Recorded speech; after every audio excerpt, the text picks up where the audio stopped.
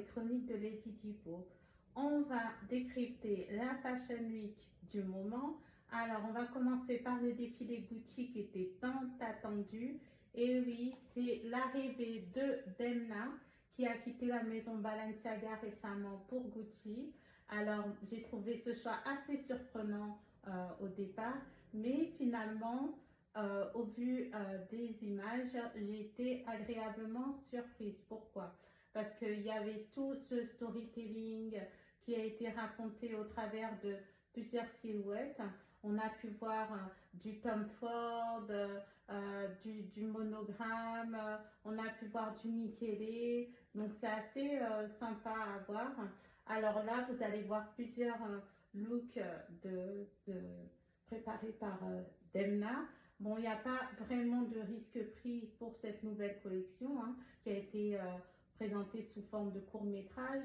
On a pu notamment y voir Demi Moore. Alors ça, c'était le côté pour le coup très surprenante qu'on connaît de Demna. Donc voilà, moi j'ai particulièrement apprécié ce respect en tout cas de la DA, de l'histoire de la maison. Moi de ce côté-là, j'ai rien à dire. Alors on va un petit peu parler aussi également du défilé tant attendu de chez la maison Versace. Alors on a su le mois d'avril dernier que Donatella a cédé la maison au groupe Prada. Alors, il faut savoir que Donatella Versace a su mener la maison vraiment d'une main de maître depuis le décès de son frère Gianni Versace, qui est décédé vraiment en pleine gloire. C'était pas facile non plus pour elle de reprendre cette maison qui était vraiment déjà associée à son frère, mais elle a su le faire bien pendant toutes ces années. Elle a décidé de lever le pied dernièrement, comme je l'ai dit au mois d'avril dernier, on a appris son départ. Et là, on attendait la nouvelle collection de Dario Vitale qui vient de chez Miu Miu. Alors, je vais vous donner un avis, vraiment, c'est mon avis sincère. Je m'attendais vraiment pas du tout à ça. C'est vrai que quand un designer arrive dans une maison, c'est toujours bien qu'il puisse y apporter sa patte. Mais là, je n'ai pratiquement pas trouvé grand-chose de ce qu'on connaît de ces Versace. Pour moi, en tout cas pour la cliente Versace, c'est le motif baroque. Ça va être vraiment des coupes vraiment très féminines. On a du décolleté, de la fente, on a des tissus, de la transparence, etc. C'est pas du tout ce que j'ai retrouvé. Après, l'idée, c'est pas non plus de faire un copier-coller de ce que Donatella Versace faisait. Je suis d'accord là-dessus. Mais je trouve qu'il manquait vraiment de motifs baroques comme on a l'habitude d'avoir dans chaque collection Versace.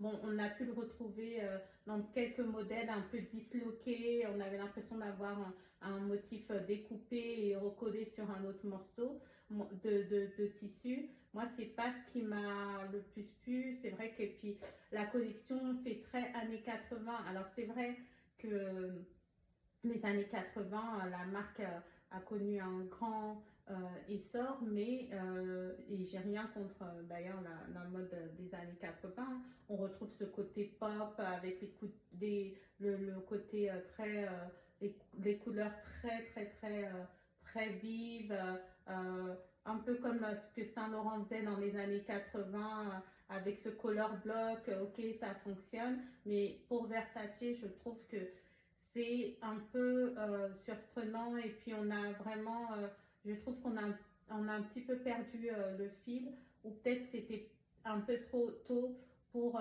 faire un virage aussi grand pour un premier défilé. Je ne suis pas sûre que la clientèle s'y retrouve dans ça. C'est vrai que j'ai pu lire beaucoup de critiques qui comparent cette collection à la deuxième à la deuxième ligne de chez Versace, qui est Versace Jean Couture. Mais même quand on regarde les collections de ces Versace Jean Couture, on retrouve quand même beaucoup le motif baroque, on retrouve vraiment tout ce qui fait la marque Versace. Et c'est vrai que là, pour le coup, pour une collection couture, moi, je n'ai rien retrouvé de cela. La maroquinerie était très peu existante également, même si Versace, c'est pas vraiment une maison où on va retrouver énormément de hit bags, mais il y a toujours deux, trois modèles qui sortent du lot. Donc c'est vrai que j'ai trouvé ça assez surprenant. Après, à voir ce qui va se passer pour après, mais du coup, on a retrouvé plus une patte de chez Miu Miu, certainement ce que faisait Dario Vitale chez Miu Miu, on l'a retrouvé chez Versace.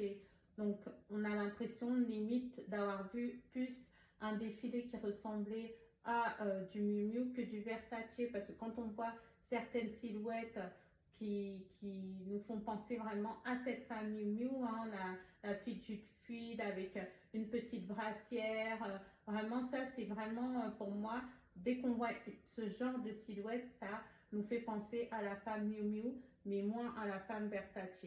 Alors, à voir avec le temps si les clientes arrivent à s'adapter à ce nouveau style, mais je trouve que le virage a été un petit peu trop grand, un petit peu trop violent pour une marque qui, euh, qui a l'habitude d'habiller des femmes qui s'affirment, qui n'ont pas froid aux yeux.